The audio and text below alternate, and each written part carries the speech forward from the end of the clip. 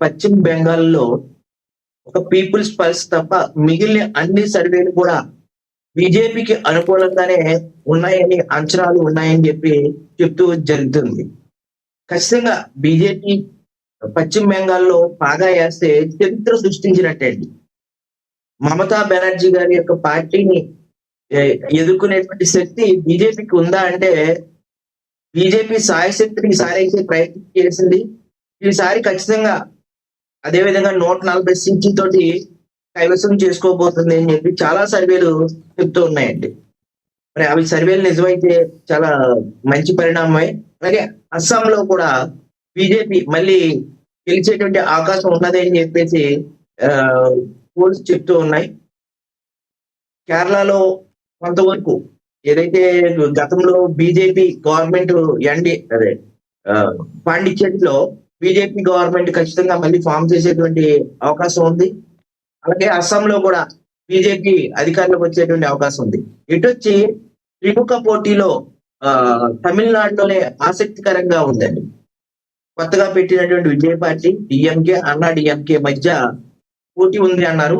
కానీ ఏదో ఒక్క సర్వే మాత్రమే టీవీకేకి మాత్రమే అనుకూలంగా ఇచ్చింది తప్ప మిగతా ఏ సర్వేలు కూడా టీవీకే పార్టీకి అనుకూలంగా ఇవ్వలేదు.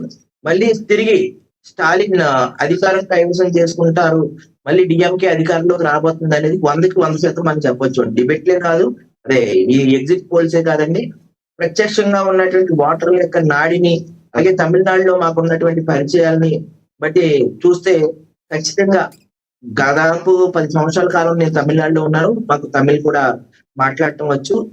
అక్కడ నా ఫ్రెండ్స్ చాలా మంది తమిళనాడు ఫ్రెండ్స్ అందరూ కూడా కొంతమంది అయితే విజయ్ అంటున్నారు, కానీ ఎటొచ్చి టీఎంకే పార్టీ ఖచ్చితంగా అంటే విజయం సాధిస్తుంది. అయ్యప్ప గారు ఏదైతే టీవీకే పార్టీ ఉందో, విజయ్ గారు ఇప్పుడు సినిమా యాక్టర్గా బాగా పరిచయం, అందరికీ ఫ్యాన్ బేస్ కూడా బాగా ఎక్కువ ఉన్న వ్యక్తి. మరి ఈయన ఏమైనా కింగ్ మేకర్ అయిన అవకాశం ఏమైనా ఉందా? అన్నా డిఎంకేకి సీట్లు పెరగడం వల్ల ఒకవేళ మీరు అన్నట్టు డైరెక్ట్గా ఆయన ఎక్కువగా ఒకవేళ రాకపోయినా ఆయన కింగ్ మేకర్ అయ్యే అవకాశం ఏమైనా ఉందంటారా? అన్ని సీట్లు వస్తాయా? డిఎంకే ఖచ్చితంగా మ్యాజిక్ ఫిగర్ దాటేస్తుందండి, అందులో ఎటువంటి సందేహం అవసరం. ఒకవేళ ఇన్ కేస్ మ్యాజిక్ ఫిగర్ కి దాటలేకపోతే ఒక 4 సీట్లు 3 సీట్లు మాత్రమే తక్కువ మొత్తంలో ఉంటుంది తప్ప మాక్సిమం మ్యాజిక్ ఫిగర్ ని అందుకుంటుందండి డిఎంకే. అలాగే టీవీకే పార్టీ 18 నుంచి 23 స్థానాలు మధ్యలో వస్తాయని చెప్పి చాలా సర్వేలు చెప్తూ ఉన్నాయి. కొన్ని సర్వేలు అయితే 15 నుంచి 25 స్థానాలు అని చెప్పారు. నేనైతే 18 నుంచి 25 స్థానాల మధ్యలో అతనికి కైవసం చేసుకునేటువంటి అవకాశం ఉన్నదని చెప్పి అక్కడ ఉన్నటువంటి నా ఫ్రెండ్స్, అక్కడ ఉన్నటువంటి తమిళియన్స్ ఉన్న పరిచయాల మీద నేను చెప్తున్నాను. అలాగే పశ్చిమ బెంగాల్ అండి, పశ్చిమ బెంగాల్లో మనం చూసుకున్నట్లయితే మమతా బెనర్జీకి చెక్ పెట్టాలని ఎప్పటి నుంచో అమిత్ షా గారు ప్రయత్నాలు చేస్తూ ఉన్నారు.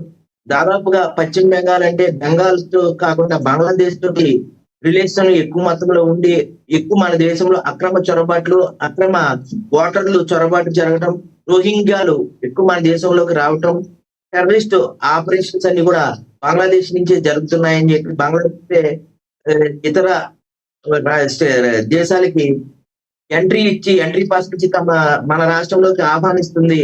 ఇదంతా కూడా రాజ్యాంగ విరుద్ధం, దేశ సమగ్రతకు, దేశ ప్రతిష్టకు, దేశ సౌభ్రాతృత్వానికి విఘాతం కలుగుతుందని చెప్పి అనేక సార్లు ప్రధానమంత్రి అలాగే మన హోంమంత్రి గారు మాట్లాడటం కూడా జరిగింది, ఏదైతే అమిత్ షా గారు.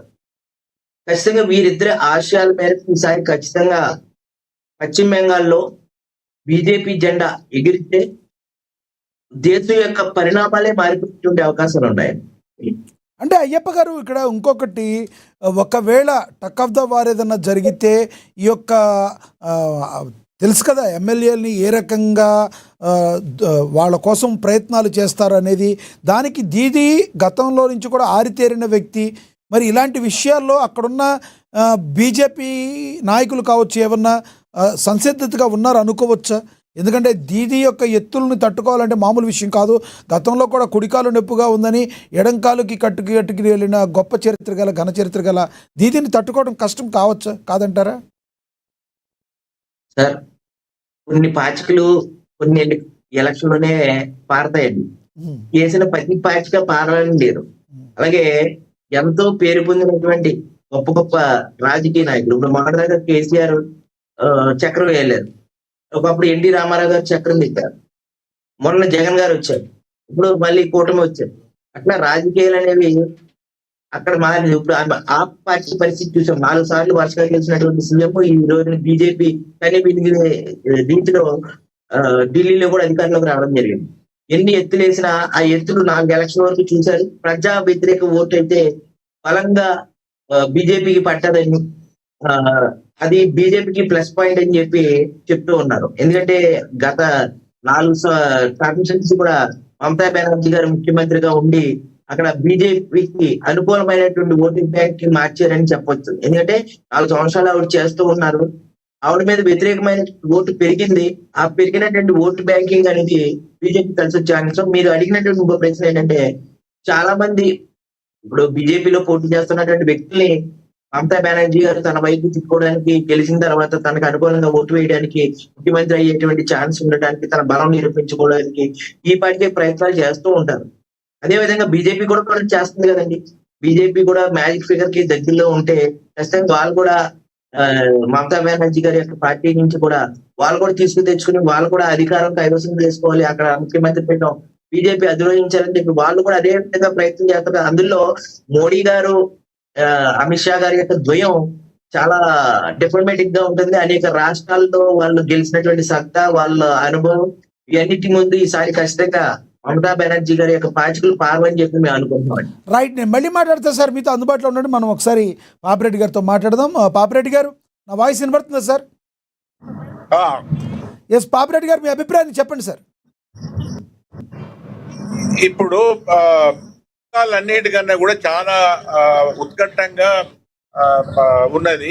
ఎందుకంటే మిగతా అన్ని కూడా దాదాపుగా ఒక లెవెల్లో అస్సాము కానీ, కేరళ కానీ, లేకపోతే యూనియన్ టెరిటరీ అయిన పుడుచ్చేరిలో కానీ క్లియర్ గానే ఉన్నది. ఈవెన్ కొంత మేరకు తమిళనాడులో కూడా కొంత క్లియర్ గానే ఉన్నది. స్టాలిన్ వైపే కొంత ఉన్నది. ఒకవేళ డార్క్ హార్స్ విజయన్ ఏమన్నా కొంత చేయగలుగుతుంది తప్ప తమిళనాడులో కూడా. పాపిరెడ్డి గారు, మీ ఫేస్ హాఫే కనబడుతుంది. కొంచెం మొబైల్ ని సరిగ్గా పెట్టుకుంటారా? రైట్, కంటిన్యూ చేయండి. ముందు అయితే అటువంటి పరిస్థితులలో ఇప్పుడు బెంగాల్ విషయం ఎట్లున్నదంటే, బెంగాల్లో మనం 4-5 కోణాల నుంచి చూడాల్సి వస్తుంది. ఒకటి ఏంటంటే, ఈ ఎలక్షన్స్ ముందే, అంటే బెంగాల్ ఎలక్షన్స్ ముందే, అంటే ఇప్పుడు ఈ టైంకు ముందే 2 సంవత్సరాల నుంచి బెంగాల్లో కేంద్ర ప్రభుత్వం కానీ, బీజేపీ కానీ ఒక తీవ్రమైన ప్రయత్నం చేసింది. ఏదంటే అక్కడ ఏదో విధంగా మళ్ళీ మనం అధికారంకు రావాలి, అది టీఎంసీని తీసేయాలి. అది వాళ్ళకు బంగ్లాదేశ్ లో జరిగిన అనేకమైన ఇన్సిడెంట్స్, అంటే అక్కడ ప్రైమ్ మినిస్టర్ ను తీసేయడము, మహమ్మద్ యూనిస్ ఆధ్వర్యంలో ఇంట్రీమ్ గవర్నమెంట్ రావడం, ఆ గవర్నమెంట్ మొత్తం బంగ్లాదేశ్ లో ఉన్న హిందువుల మీద అటాక్ చేయడము, ఆ తర్వాత ఇంకొకటి ఏంటంటే యాంటీ ఇండియా పాలసీస్ తోని దాన్ని బీజేపీ చాలా విజయవంతంగా తనకు అనుకూలంగా మలుచుకొని బెంగాల్లో హిందూ సెంటిమెంట్ ను బాగా రెచ్చగొట్టడం జరిగింది. ఎందుకంటే బంగ్లాదేశ్ లో హిందువులను చాలా మటుకు అటాక్ చేయడం, కొందరు చంపడం, ఆ తర్వాత యాంటీ ఇండియన్ స్టాండ్ కూడా బంగ్లాదేశ్ తీసుకోవడం, ఇవన్నిటితో జరిగింది ఏంటంటే అక్కడ కొంత మేరకు బీజేపీకి అనుకూలమైన నేపథ్యం రావడం జరిగింది.